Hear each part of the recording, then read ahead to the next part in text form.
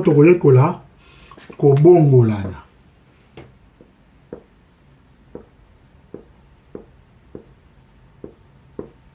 Kobongolana. Hein?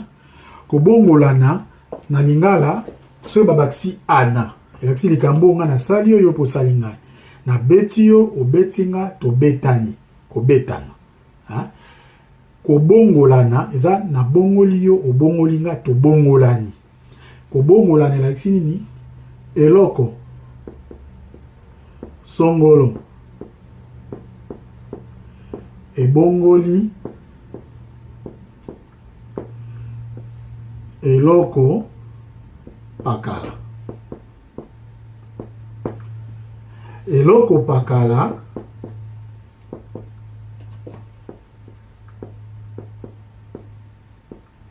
ebongoli eloko songolo. Tokoloba nini? Biloko oyo mibale, biloko oyo mibale babongolani.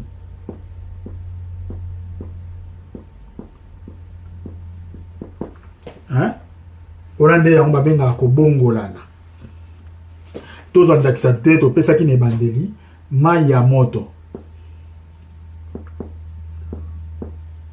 Ozana mai ya moto obakisi fufu ya putulu. Mai ya moto obakisi fufu ya putulu. Hein? Fufu à poussière. Et puis si nini? Et puis si fufu toliaka. Et l'axi nini? Mai ya moto e bongoli fufu ya putulu. Fufu ya putulu e bongoli mai ya moto. Bango mibale babimisi fufu oyo toliaka. Tope toko bake mafuta. Hein? Boto mona mona sima. So ozali na mafuta obakisi soude obalusi yango ekopesa yo savon. Elgo banini mafuta ebongoli soude. Na komango bien pour moi. Ah na komango na français hein. Soude. Hein? Mafuta obakisi soude epesi yo savon. Ndio ba mafuta ebongoli soude ebongoli mafuta. Basali nini? Mafuta na soude babongolani. Hein? Babongolani. Hein? Wana eza verbe kobongolana. Siko kobongolana na français balobaka so tobito se transformer mutuellement.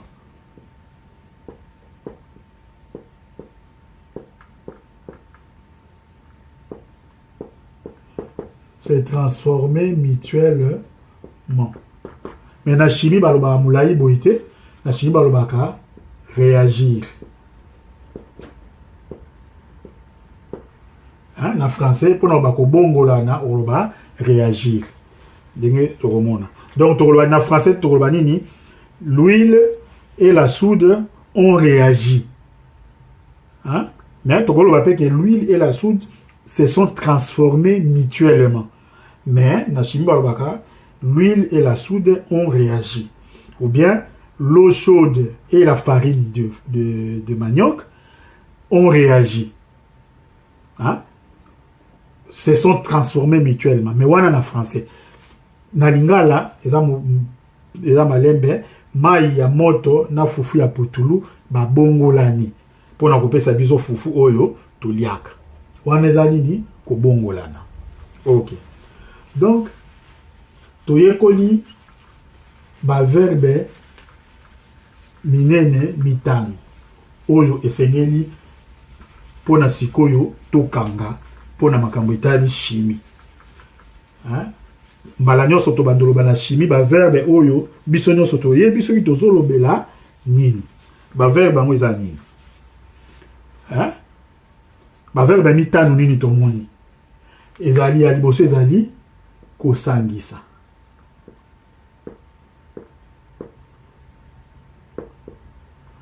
ya mibale ezali kosangana ya misato ezali kobongola ya mine ezali kobongwama ya suka ezali kobongolana ba verbe oyo mitano il faut toyeba tina na yango elingo bake kosangisa ezali kotia biloko esika moko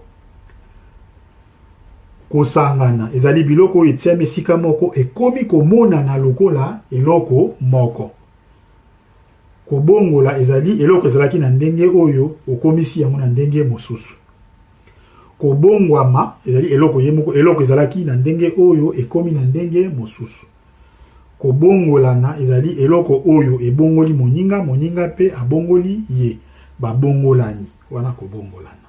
Ok, donc mais na ba livre bokutana mingi kosangisa na français babengaka yango mélanger, kosangana na français babengaka yango se mélanger, kobongola na français babengaka yango transformer, kobongwama babengaka yango se transformer, kobongolana babengaka yango se transformer mutuellement. Parce que tout le monde qui est dans mon cours, c'est la chimie, on va réagir. Hein? Keba, na français, se mélanger au yakosangana. Na français, se et l'accent n'engemi balé.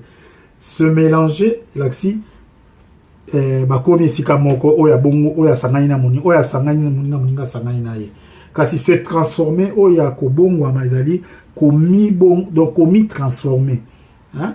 Komi bongola. Neto biko bongo amazali kola komi bongola. Se oyo, ya français, ezali ya bongo. Et puis, les va se transformer mutuellement. Et ça, moulaï, en français, on va chimie, on va réagir. Donc, quand on a un livre, on va mélanger, il y a des gens sangisa, se mélanger, il y a des gens sangana, transformer, il y a des bongola, se transformer, il y a des bongwama, réagir, il y a des bongolana. Ok, voilà. Sikoyo na lite kolanda tokomona bokeseni ezali kati na kobongwama ya physique na ndenge ya physique na kobongwama na ndenge ya chimie wana tokoyekola yango na lite ya oyo ekolanda.